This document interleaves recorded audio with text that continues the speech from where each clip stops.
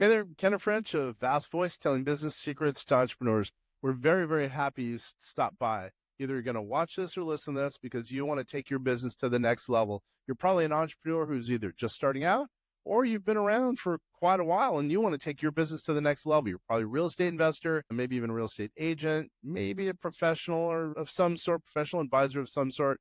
And well, you are stopping by because you need some valuable advice from one of the top industry leaders there is. Anyway, thank you very much. Once again, Kenneth French, Vast Voice, telling business secrets to entrepreneurs. Really glad you stopped by. Hey kids, if you're a 7-figure entrepreneur or want to be a 7-figure entrepreneur, Leslie Hassler is the lady to talk to.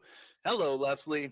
Howdy, how's it going? I'm living the dream, as you can tell. Look at this. Look at this face. How can I not be living the How dream? could you not? For sure. All right, so you got an interesting proposition. I think it's going to work out. And the end, by the way, for everyone who's viewing and listening to this, at the end we're going to have a little bit of a bonus for you. You like that little tease, Leslie? So why don't you go real quickly? Number one, give us one quick tip that a 7-figure entrepreneur probably who wants to succeed, maybe even get to the 8-figure entrepreneur area. Give us one thing that they should do to succeed. How about seeing taxes as a privilege of profit? Ooh. Stop breaking. Oh, nice. What do you mean by that? Well, I think, for a lot of business owners, we're tax averse. We don't want to pay any more taxes than you. And hey, all for that. However, we do it to the detriment of the business. And so every year we break even and pull money out of the business, but we're not really developing a business that has stability, security, and can weather storms in the meantime. So for so many businesses, even our 7-figure gals and guys, you're one heart attack, one mistake away from destroying your business. And I think if you've put your blood, sweat, and tears into it, that's a shame. It's a darn right shame to get to that point.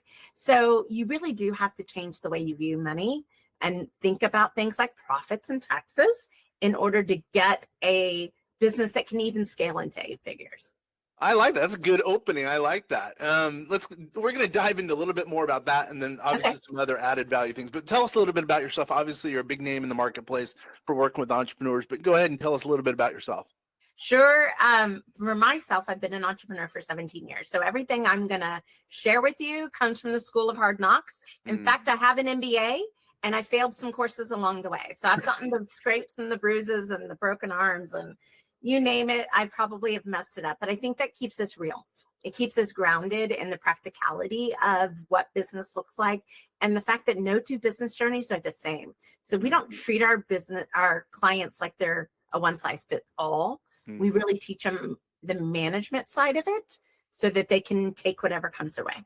Yeah. I like that. I know what you mean. I mean, I run this thing called the Diary of a Failed Entrepreneur. So I know exactly what it's. I love talking about my failures and in an effort to get people who are out there to not do the same thing.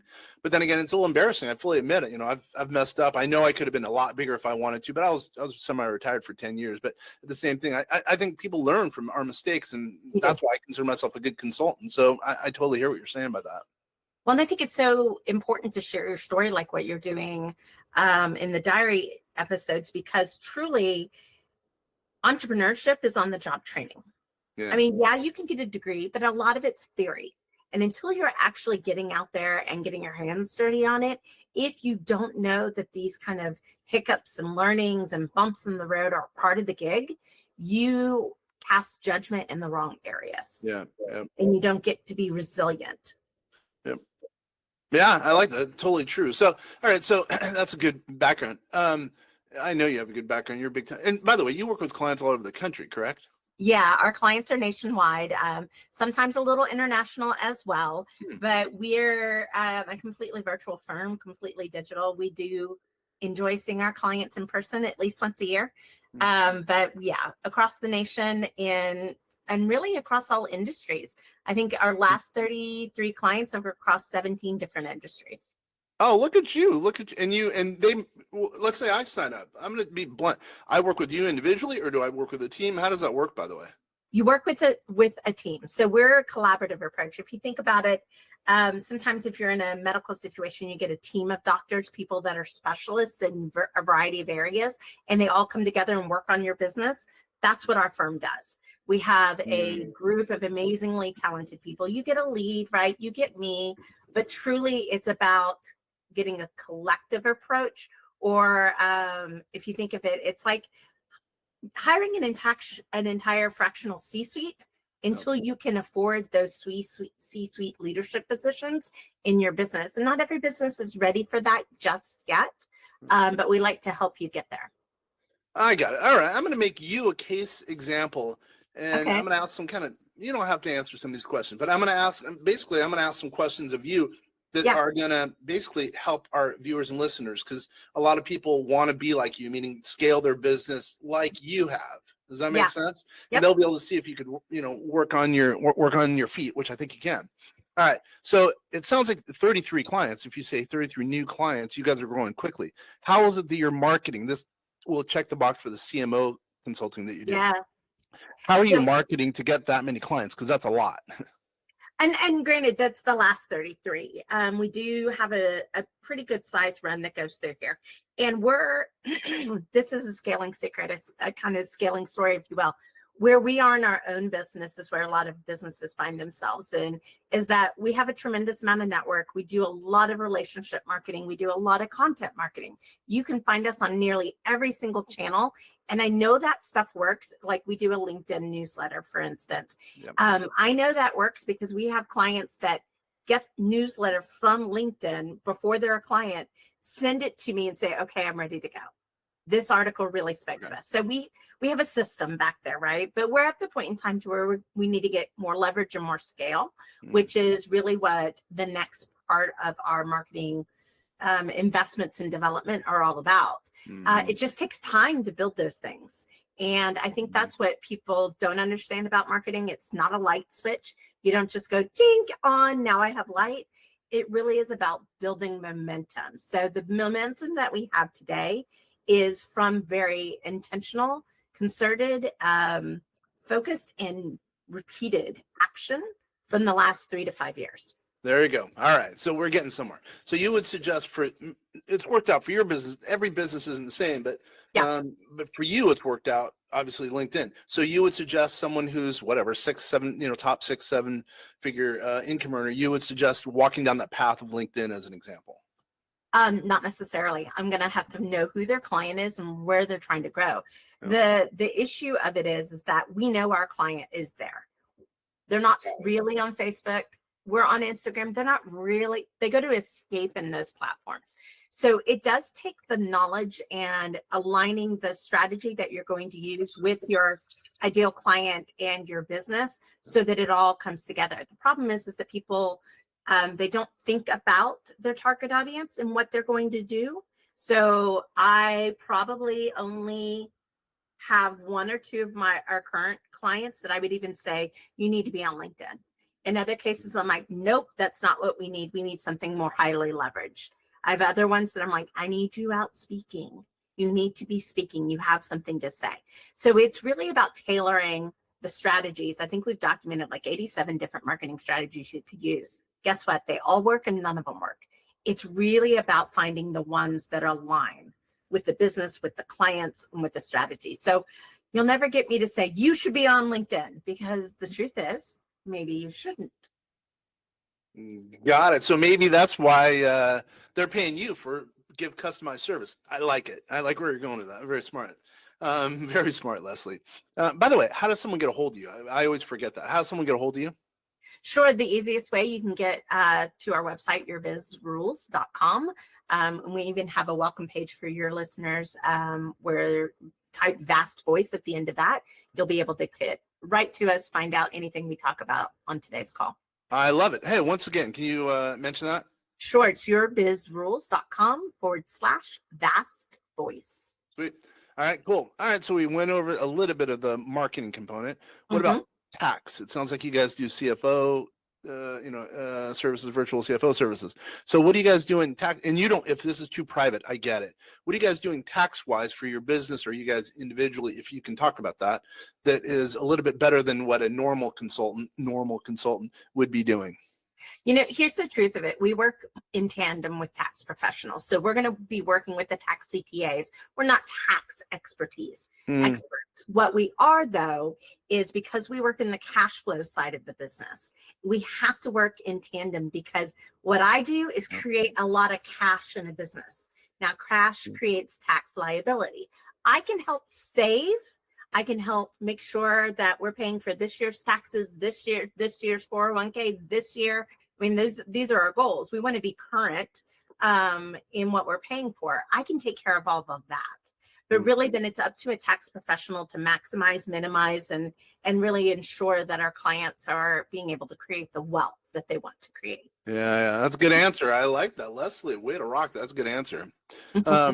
And then, so what about finance? What are some finance strategies that you guys are doing individually or as a company that, again, is a little bit different than the typical consultant that can add value down the road? Yeah, I would say the two tools that we use that are not as prevalent as I feel like they should be in the market. One is we use a predictive cash flow tool. So we can anticipate the daily balance for our clients' bank accounts at any point in time, and then we see it out 10 years. That is huge when it comes to strategy, especially when you're making investments and growing and scaling a business, because growth devours cash. So we have to pay attention to it. From the other tool that we use pretty heavily is a profit plan. This is really about putting purpose to profit. What we find is that when the money of the business has no purpose, it tends to get squandered, or it gets nickeled and dimed, or it gets appropriated in ways that doesn't serve the end goal of the owner, doesn't serve the growth goals of the business. And so we just help put these two kind of bumper rails in, if you will, so that we stay on track and deliver whatever the result may be. If I've got a client that wants to retire, wants to move somewhere, and their magic number that they need is 1.6, then I need a business that can generate 1.6, or a business that can be sold at least for a multiple of 1.6, because we know taxes, right? Those are the things that we have to do. And we have to put in bumper rails so that the business performs in the area that we want it to. Yeah, that makes perfect sense. Wow, you are good at thinking on your feet. What about the HR component? Again, someone who's making 600,000 who wants to go to seven figures, or someone who's whatever, even higher. You know what I mean? So let's talk about HR. What are you guys doing as a group that's kind of unique? And again, let's make that kind of a analogy for some of the people here that we're talking about bringing on for you potentially. Sure. So what we do exceedingly well with the team is a business owner can have a team but still be involved in all the day-to-day minutia of the business owner and not be able to grow the business. So we work with the team to get them empowered, to make sure they're trained, to get them to start to take things over. The best day is when my clients say, so-and-so just came into the office. My office took it off my desk, told me I'm not doing it anymore, and if they need help, they'll come find me. I mean, like that, those are the kinds of teams we want. We want confident, empowered, and strategic teams. We also tend to involve the team more in the management of the business or the strategic direction of the business. This way they're on board and we're not playing the telephone game, which means things can get lost in translation. So I really feel that we help our owners manage their teams in a way of today and the future, so that their teams feel valued, but also empowered to take things off their owner's plate. So their owner, your listeners, can actually do what they love more, which is not filing and taking out the trash, let me tell you. Yeah, totally. Yeah. I mean, yeah, I get what you're saying. Because me as an entrepreneur, I want to make it so I don't have to do the stuff I don't want to do. I just want to do the stuff I want to do. And sometimes maybe I'm really good at selling widgets. I want to just sell the widget. I don't want to take care of HR as an example. You know what I mean? I mean, it's best use of my time. You know what I mean? Yep. And we have several clients where we're at the point in time to bringing in a manager from an HR perspective. They really need somebody that can handle all the paperwork and the minutia. Sometimes we can do that through contractors. Sometimes it's a part-time gig. Sometimes they need a full-time person, but we'll help them figure it out. We'll help them figure out how to pay for it and write up that, job parameters and execute and hire and train. Well, okay, I got a couple dumb questions. No one ever said I was smart, right? How does it work? What's an engagement like with you guys? Like, how do I get? What's the initial onboarding? I don't even know what your fees are. I don't know if you want to talk about your fees. How does it work?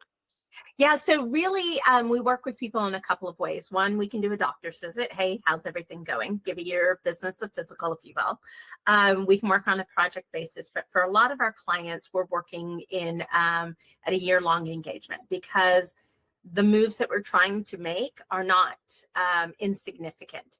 Now, I will tell you, in a year, our clients typically see 3 times growth in a year, 6 times in 3.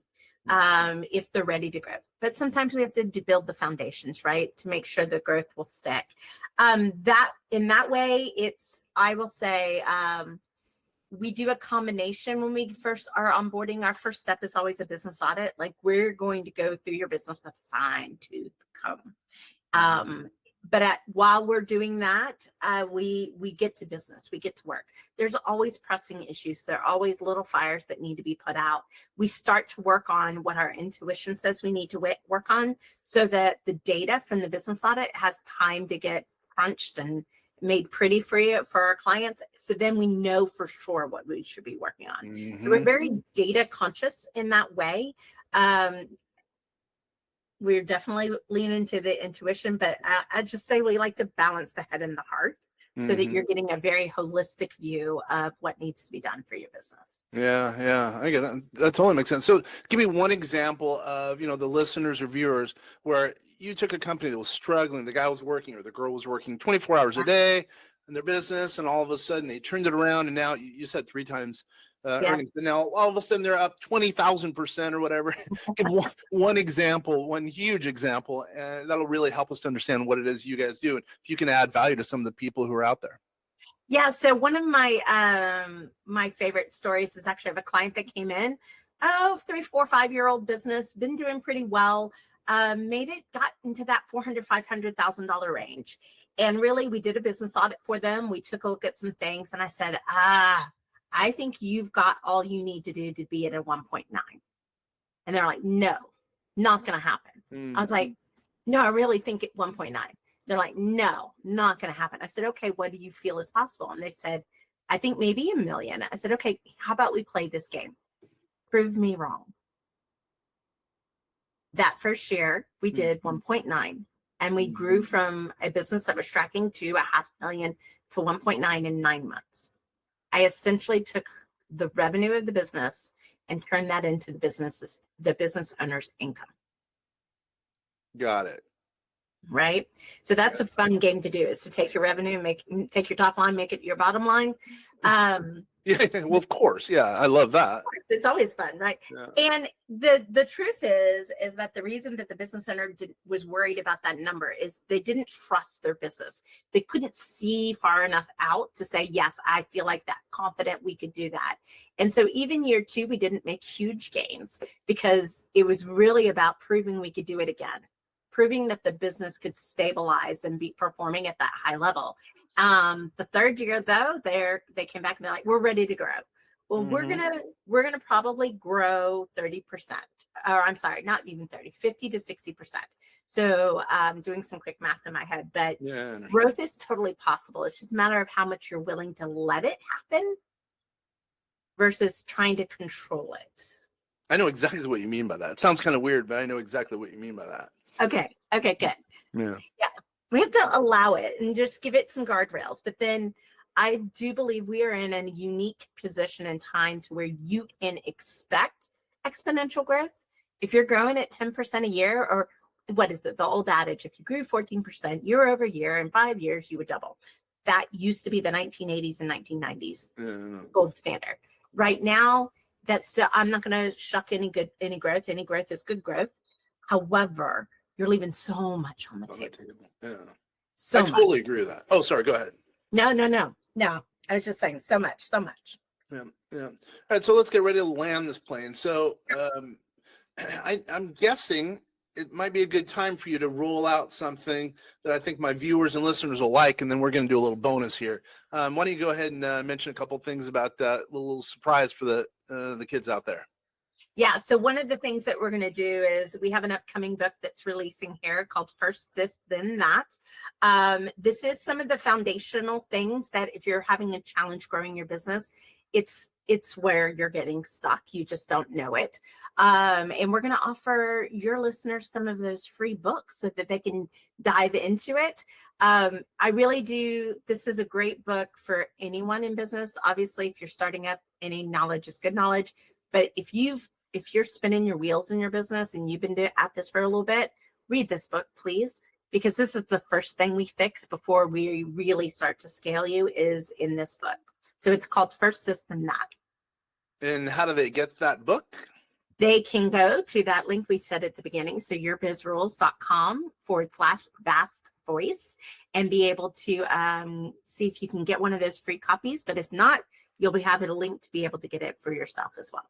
All right. While supplies last, Henner, the big guy, is going to pay for some books for the listeners and viewers out there, because I think that it sounds like what Leslie got to offer is going to add some value to you guys, and that's what I'm trying to do as an entrepreneur, add some value to the people out there who are listening and watching, because I think that if we can add value to you guys, you're going to be that much more happy. So with that being said, Leslie, thank you very much. Any parting comments you want to say before we close the door?